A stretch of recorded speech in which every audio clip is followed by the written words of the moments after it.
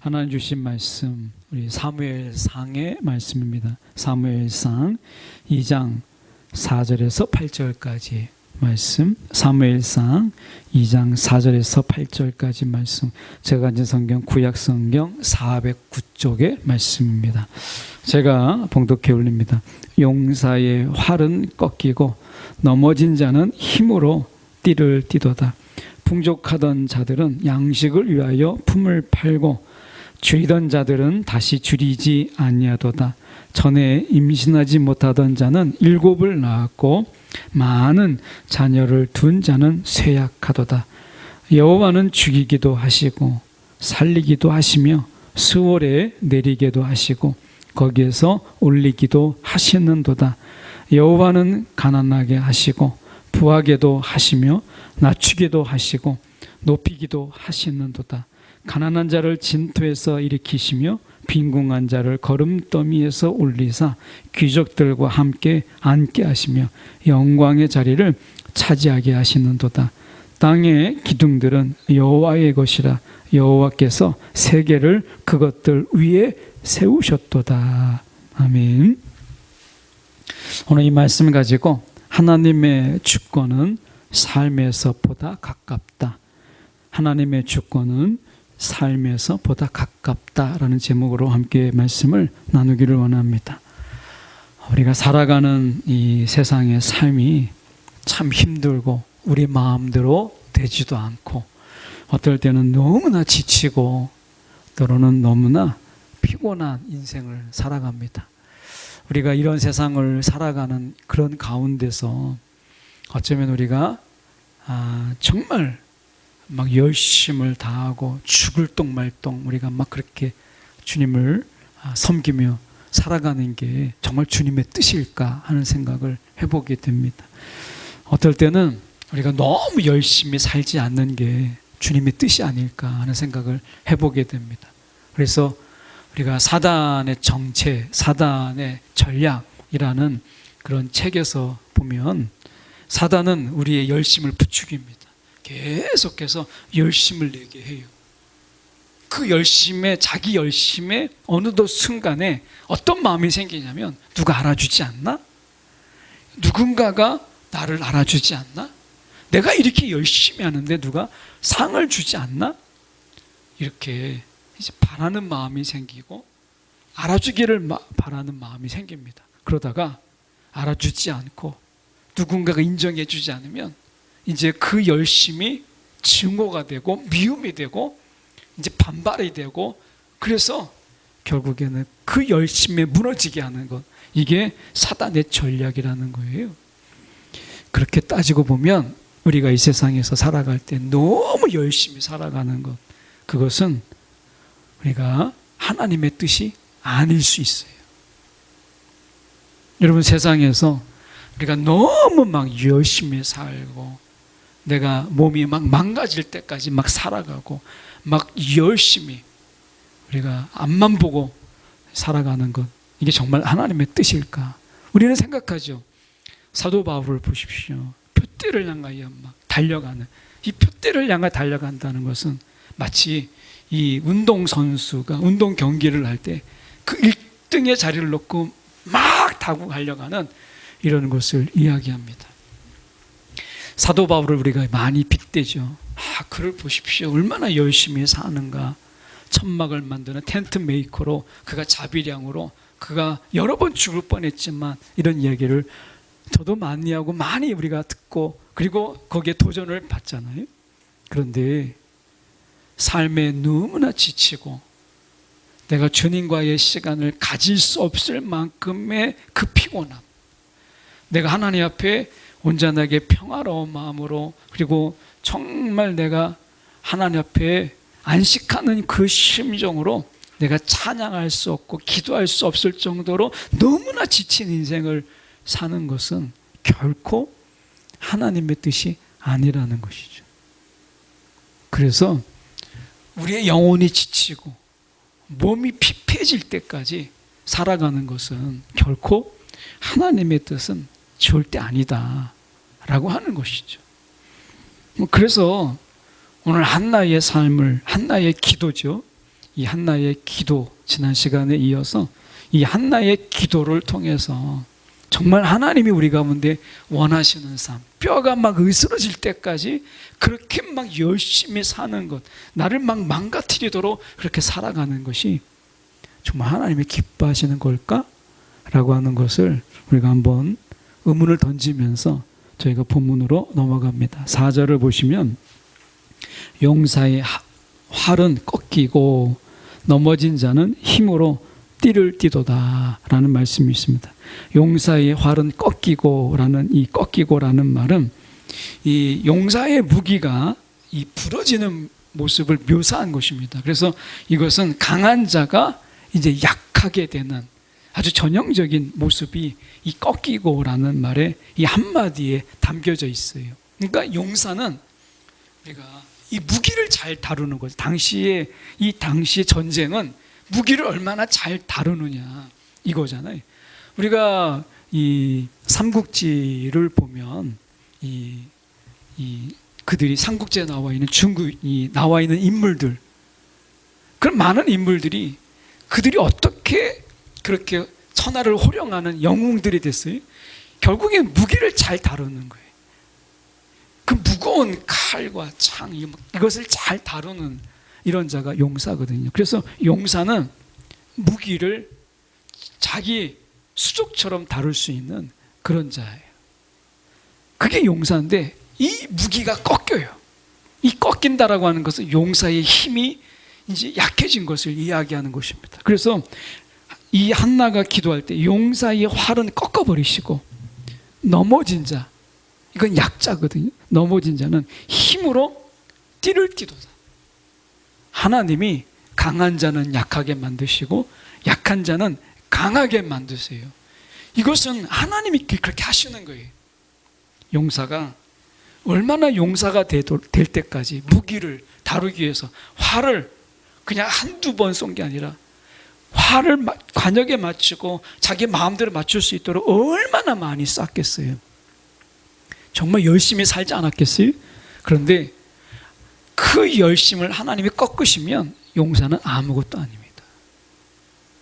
오늘 하나님께서는요, 우리의 열심을 분명히 원하시지만 맹목적인 열심, 하나님 없는 열심은 하나님 원치 않으세요. 혹시 저와 여러분이 너무 열심 속에서 그 열심이 오히려 하나님을 뛰어넘는 하나님 열심보다 더 큰 열심으로 혹시 살아가고 있지 않습니까? 저는 그건 교만이라고 봐요. 하나님 열심보다 우리 열심이 더 크다. 이거 자랑 아닙니다. 예. 여러분, 우리의 열심이 하나님의 열심을 넘지 마세요. 또 우리의 용기가 하나님의 용기를 넘지 마세요. 오늘 한나가 기도하잖아요. 용사의 활. 사람이 아무리 막 힘이 있어도 골리앗을 보세요. 그 다윗의 물맷돌로 그 골리앗이 쓰러져요. 칼로 쓰러진 것도 아니고 창으로 쓰러진 것도 아닙니다. 돌멩이 하나에 쓰러진 그 초라함을 봅니다. 하나님이 그렇게 하시는 거예요. 오늘 하나님이 원하시는 게 뭘까? 라고 하는 것이죠. 오늘 우리 가운데 5절을 보면 이런 말씀이 있습니다. 풍족하던 자들은 양식을 위하여 품을 팔고, 풍족하던 자, 먹을 것이 막 넘쳐나는 그런 자들이 어느 순간에 양식을 위해서 자기의 막 이 품을 팔아야 될 정도로 그렇게 약해지고, 당시의 풍족은요, 지금 마찬가지입니다. 돈이 풍족하고 먹을 것이 풍족하다라고 하는 것은 힘이에요. 이건 강한 자입니다. 그런데 그들이 양식을 위해서 품을 판다라는 것은 약자죠. 강한 자가 약자가 되고 줄이던 자가 다시 줄이지 아니하도다 라고 말씀하죠. 약자가 강한 자가 되게 하는 것, 이거 하나님의 주권이에요. 하나님께서, 하나님의 능력입니다. 하나님의 힘이에요. 하나님이 약자를 강하게 하실 수 있고 강한 자를 하나님은 약하게 하실 수 있어요. 그러니까 내가 막 강하게 하려고, 내가 막 열심히 하려고 하지 말고, 한나가 우리 가운데 이야기하는 게 뭐예요? 그 열심으로 하나님을 의지하고, 내가 그 풍족해지려고 하는 그 노력으로 하나님을 섬기고, 내가 막 강해지려고 하는 그 마음으로 내가 하나님 앞에 겸손해지는 것, 이게 하나님이 원하시는 거 아니겠어요? 혹시 내가 강함이 하나님의 강함이요, 내가 부유함이 하나님의 부유함인 것처럼 그렇게 생각하지 않으십니까? 이 하나님은 그걸 원하시는 게 아니에요. 내가 하나님 앞에 정말 하나님을 온전히 의지하고 하나님을 풍족하는 그 하나님을 바라보고 강하신 하나님을 내가 의지하는 것이지, 나의 강함이 곧 하나님의 강함, 어떻게 나의 강함이 하나님의 강함과 똑같겠어요? 그렇지 않잖아요. 나의 약함이 오히려 하나님의 강함이 드러나는 거잖아요.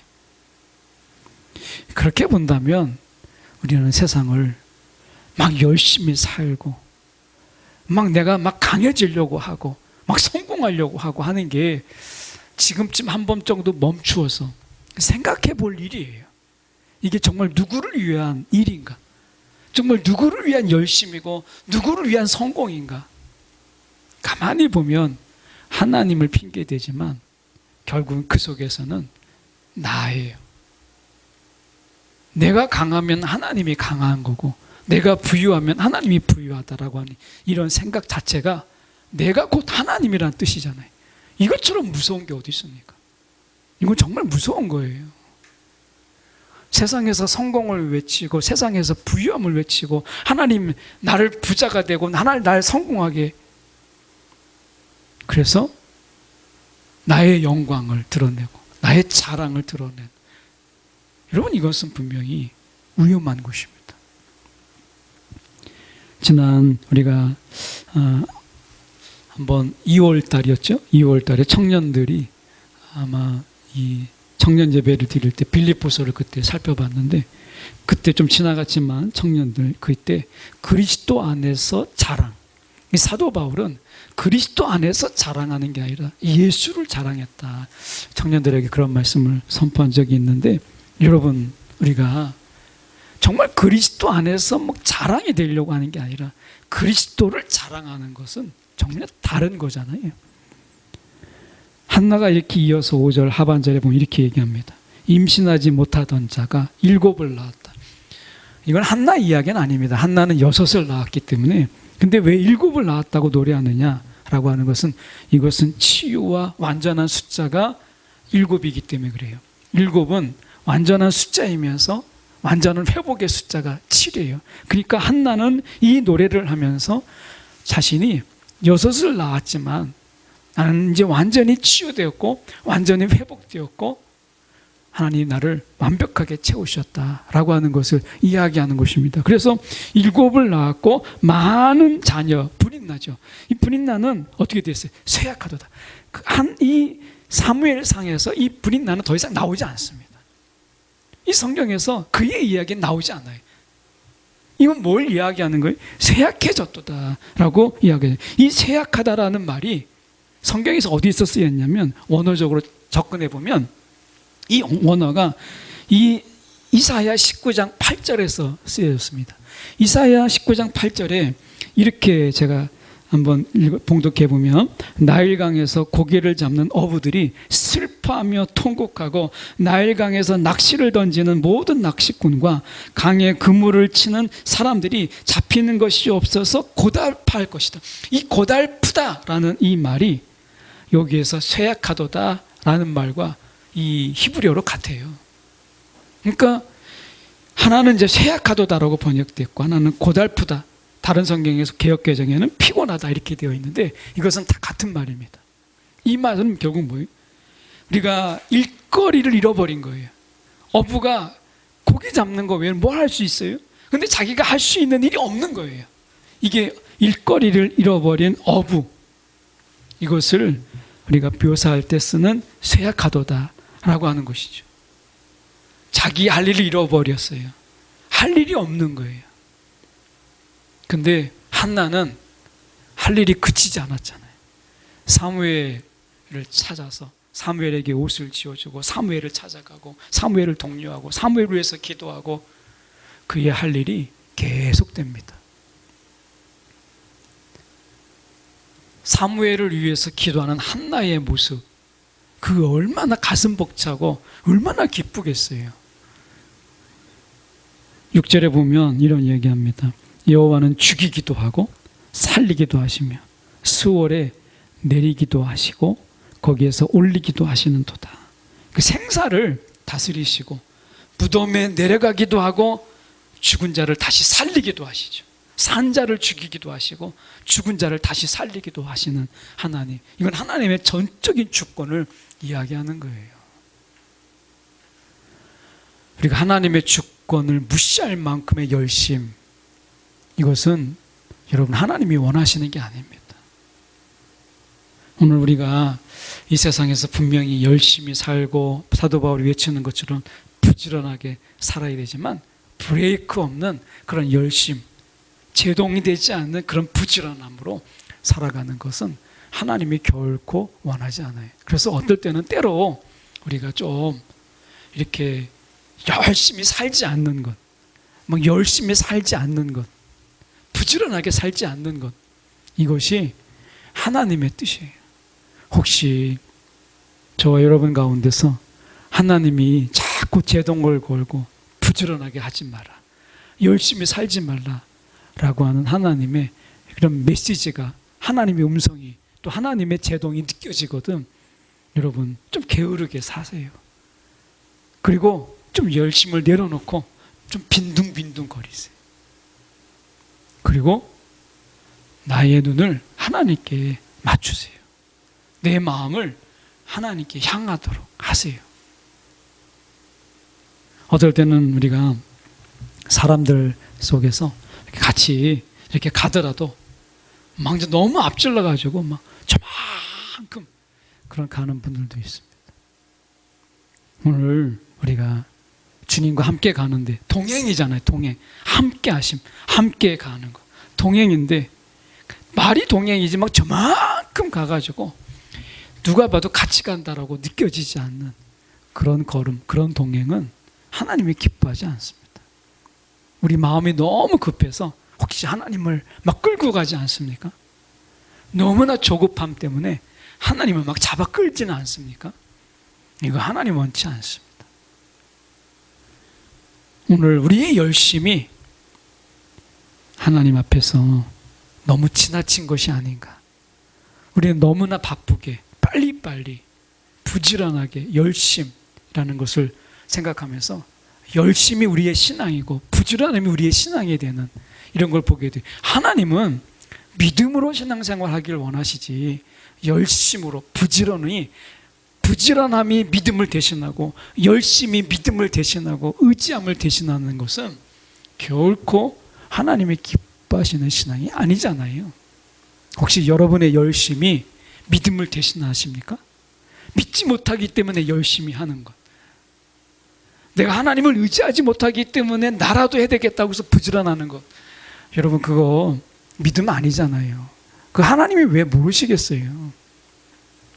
우리가 그런 우를 범하지 않았으면 좋겠어요. 모든 주권이 하나님께 있잖아요. 그분이 마음 먹으면 약한 자가 강한 자가 되는 거예요. 우리가 아무리 강한 척해도 하나님이 꺾으시면 우리는 약할 수밖에 없잖아요. 우리가 괜히 열심히 해놓고 하나님이 우리를 꺾으셨다고 원망하지 말고 그 열심에 스스로 넘어지지 말고 우리가 하나님 앞에 그런 열심이 아니라 믿음으로 살아가는 우리가 되었으면 좋겠어요. 7절에 보세요. 여호와는 가난하게도 하시고 부하게도 하시며 낮추기도 하시고 높이기도 하십니다. 그냥 하나님이 그냥 그렇게 살아라 하면 그대로 사는 그런 마음이 좀 우리 가운데 필요하지 않나 하는 생각을 해보게 돼요. 너무 조급하지 않고 우리 가운데 좀 아픈 데가 있어요. 그럴 때 좀 느긋하게 하나님이 하실 수 있으니까, 하나님이 내 고통을 아시니까, 하나님이 내 아픔을 아시니까 하나님이 원하시면 고치시겠지. 이런 좀 느긋함 속에서 우리가 그 고통조차도 하나님을 생각할 수 있는, 주님을 생각할 수 있는, 나도 이렇게 아픈데 주님의 십자가 그 속에서 얼마나 아프셨을까, 뭐 이런 하나님과의, 주님과의 교통함이 있는 시간으로 삼으면서 좀 느긋하게, 그냥 당장이라도 내일 막 완전히 치유돼야 되는 것 같아요. 당장 지금이라도 낫지 않으면 안 될 것 같은 이런 마음으로 우리가 정말 여유도 없이 그렇게 살지 말고, 아프면 좀 아프면서 우리가 아픈 자들을 또 좀 생각하고, 나보다 더 고통 있는 자들을 위해서 좀 기도하는 시간도 좀 갖고, 이렇게 살면 얼마나 좋을까 하는 생각을 좀 최근에 가져봅니다. 우리가 그냥 아프면 공식이 나서야 된다. 치유. 내가 좀 아프면 당장 치유돼야 되는 것처럼, 그러면 믿음이 없는 것처럼 막 너무 그렇게 하지 말고, 아프게 하셨다면 좀 아파야죠.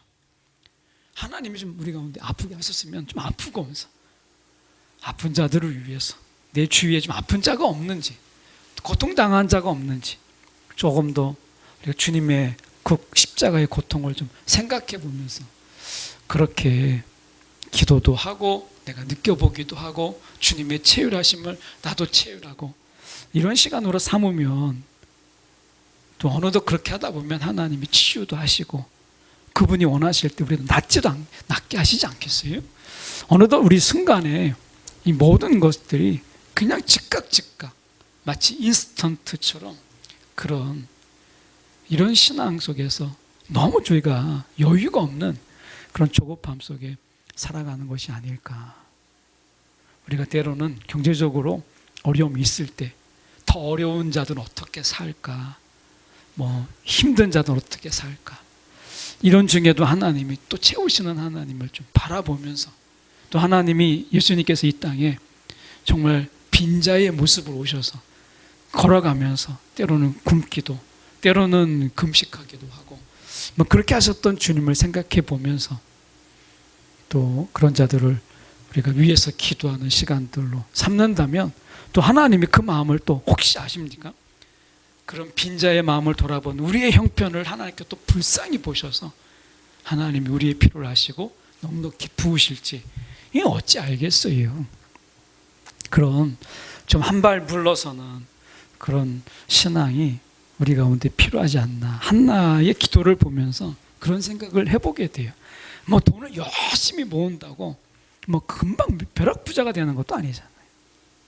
그 전에 한번 이렇게 방송을 보니까 막 걸어다니고 먹을 거 안 먹고 해가지고 젊은 나이에, 결혼도 전에 아파트 쬐그만 거 하나 사가지고 그게 방송에 나와서 마치 성공한 사람처럼 나오는데 너무 불쌍해 보여요. 먹지도 못하고 막 제대로 살지도 못하고, 저 사람 속에 정말 기쁨이 있을까? 저게 정말 산다고 하는 것일까?